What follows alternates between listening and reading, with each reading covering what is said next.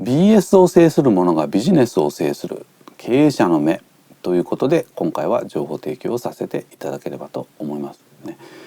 BS 貸借対照表ですけれども、これねバランスシートの略で BS というふうに言われてますですね。右側と左側がバランスをしていますということなんですけどもね、なんでバランスするんでしょうねと、そもそもということなんですけどね、それぞれ右と左の意味って何なんでしょうかと、いうことなんですけどもね、これはですね、右側はお金の出所を意味をしていますと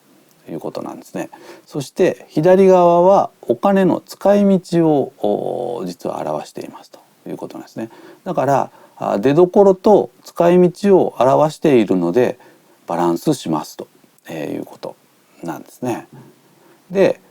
じゃあ続いてですね、今度右側のお金の出所っていうのはじゃあどんなのがあるかというと、実は大きく分けると2つしかありませんということなんですね。すなわち自分のお金なのか、あるいは他人のお金なのかっていう、この2つということですね。で、財務諸表的に言うとですね、自分のお金というのはですね、純資産という表現になっています。一方で他人のお金というのは、借金のことですけどね、これは財務諸表上は負債というふうに定義がされているということなんですね。ちなみにね、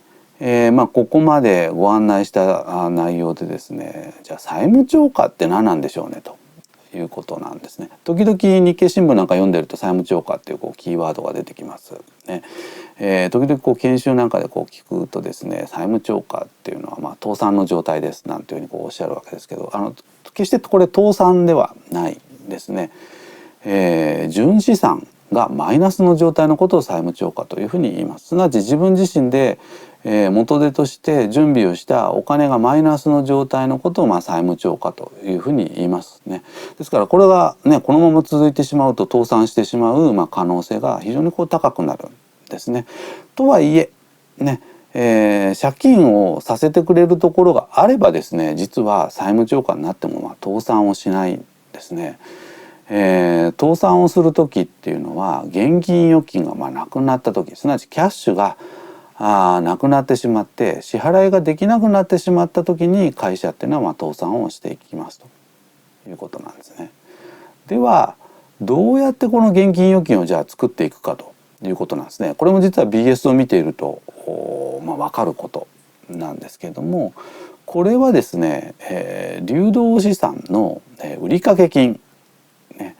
これを入金をさせていく、現金化させていくことですね。まずはね、ビジネスの本業で売り上げたもの、通常ですとね、現金商売ではなくて賭けで商売をすることが大半だと思いますので、そうした賭け金を現金にできる限り早くね、変えていくということですね。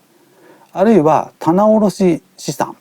ですね。一般的に言われる在庫ですね。これを売り上げることによっても現金預金を作ることができますということですね。あるいは別の視点でね、固定資産ね、土地とか設備とかね、建物とかいろんなものがありますけど、こういうものを売り払うことによってもですね、もちろん現金預金を作ることができますということですね。ただ最終手段というふうに思ってもいいかもしれないですね。基本は本来の営業活動を通じてね、現金預金を作っていくというのがまず重要なポイントになってきますね。まとめていきますとですね、ストックね、バランスシートからいかにフローね、PL につなげていくかということがポイントになってきますということですね。フローがプラスであればストックもプラスになってきますしね、結局フローがマイナスになるとストックもマイナスになりますね。BS と PL っていうのはね、一体化してつながってますのでね、この両方をうまく見ながらですね、ビジネスっていうのは展開をしていく必要がありますねと。ただなかなかですね、組織の中にいると PL だけでビジネスをやろうとね、考えてる方ってやっぱどうしても多いね。 BS がやっぱり見えないんですね、組織の中にいるとですね。なんですけど、この BS と PL のこの一体化の仕組みをですね、改めて知っておいていただけるとですね、組織の中でも何らかのヒントっていうのは生まれてきますのでね、ちょっと今日はですね、そんな形で情報提供させていただきましたということです。以上、BS を制する者がビジネスを制する、経営者の目ということで情報提供させていただきました。